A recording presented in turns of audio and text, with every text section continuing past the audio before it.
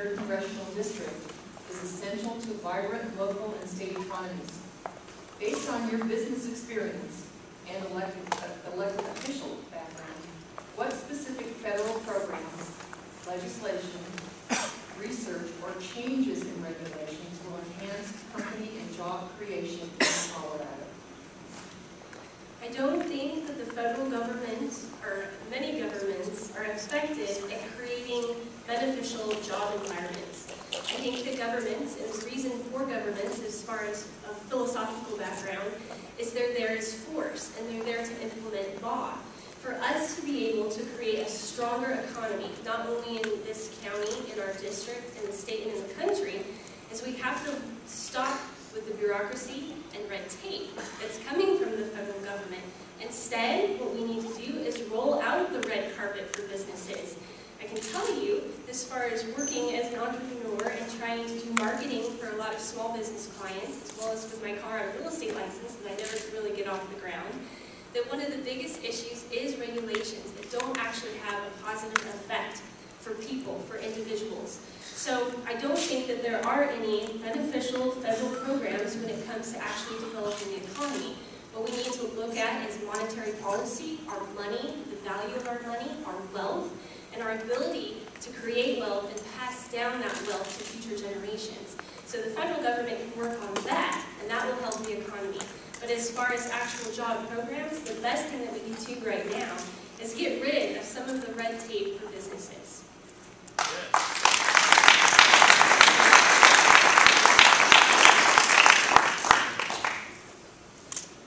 People are hurting, there are people who are suffering in this tough economy, and all we're getting out of Congress is more gridlock, more fighting, the inability to get anything done. There's so much that people agree on. People agree that rural infrastructure investment makes sense. We need rural broadband so that we can have location-neutral business come to places like Mason County. We need to ensure that we have workforce development, because we have good workforce development, 2.5 million job postings in America today that are being unmet because we're not meshing up the right job skills. We do have to look at the tax code and make sure that our tax code is encouraging job growth and not discouraging it. Right now, a business can write off the expense of sending a job overseas as on their taxes. That's unpatriotic. We have to pass the farm bill, which Congress hasn't done. As far as cutting regulation, I'm the only person on this stage who has passed a bill to cut regulation. When the steel mill in Pueblo and the cement factories, they had a backlog at the Air Quality Control Department at the State Health Department, which administers the Clean Air Act in Colorado. I passed a bill to cut the red tape to speed up the process. We did it in a bipartisan fashion. Same type of approach I'm going to take to Washington. We also supported a bill that Colorado Oil and Gas Association called the #1 piece of legislation for their industry in the last decade. That was 1365 to encourage clean burning natural fuels. This is a bill that was sponsored by Josh Penry, and Congressman Tipton refused to support. I'd like to know why Congressman Tipton refused to support the natural gas industry right here in the Western Slope.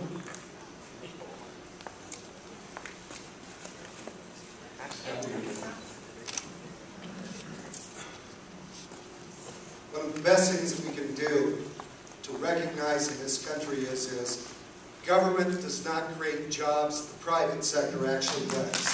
Small business in this country, we get built. We need to be standing up for the private sector in this community.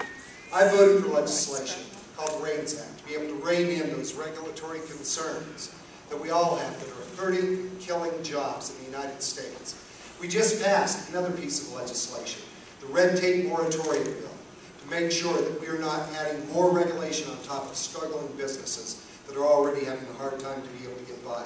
I've been able to pass through the House of Representatives the Small Hydroelectric and Jobs Act of 2012 and the Planning for America's Energy Future Act to be able to get our people back to work. In this case, we're talking about 1365. Let me tell you, you may not care about coal jobs here in western Colorado. I do, and I will stand up and fight.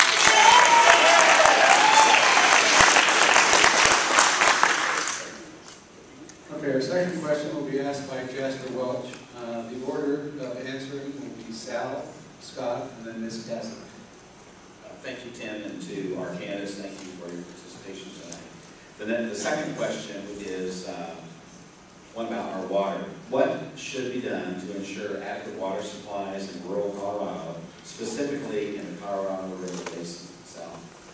Thank you, Jasper. I'm proud of my record on water.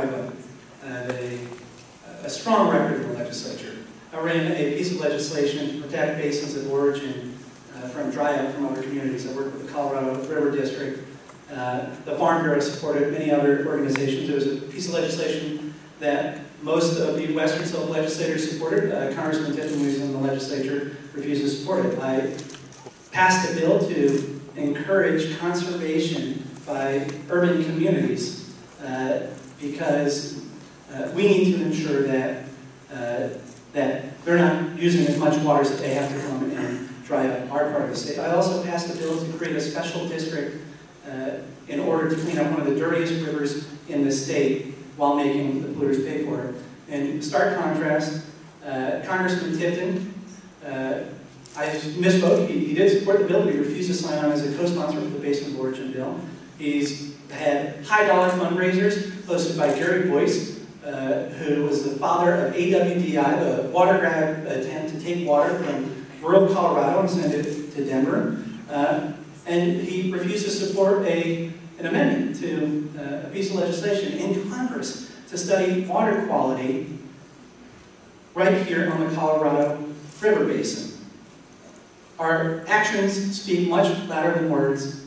The water community on the Western Slope needs a voice again in Congress.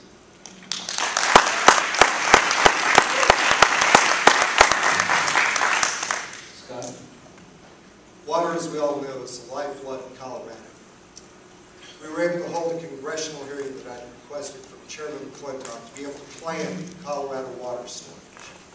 We've got to make sure when we cast envious eyes on last year's runoff compared to this year, to be able to create those opportunities to make sure that we are holding on to Colorado's water. A bill that I just passed out of the Full Natural Resources Committee that I'm hoping will have a vote soon on the floor is the Healthy Forest Management and Wildfire Act of 2012. To be able to allow the state of Colorado to be making determinations in terms of the bark beetle kill, the standing and dead timber, to be able to get in and clean that out. Because we've all got to remember, part of our water storage here in Colorado is actually our forests. Slowing down that melt, we need to be promoting healthy forests. That is legislation that we're going to continue to actually promote. You know, Mr. Pace likes to talk that he wants to be bipartisan. We saw just a great example talking about that amendment in Congress for a water study bill. You're all about partisanship. That's why it was put up. A study is already being conducted. He wants to pay for another one before one is done. I think we need to not only be smart about our water, but how we spend our money and not people take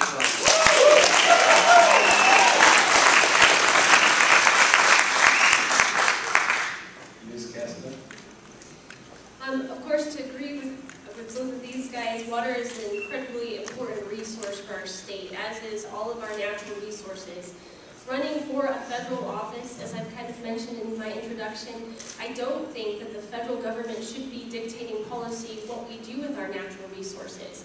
Although I'm a candidate and I'm still learning about the water issues in both the different 7 districts and 7 areas in the state, I can tell you that I'm sure that there are already federal regulations that make it difficult for stakeholders in Colorado, in each county and in each district to make decisions about what they do, whether it's the conservancy districts, the conservation districts, or the nonprofit organizations that are of special interest and that are interested in protecting these.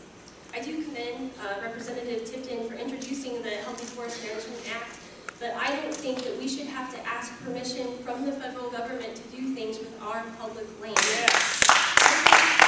Our public lands could still be with the government, but at the Colorado state level.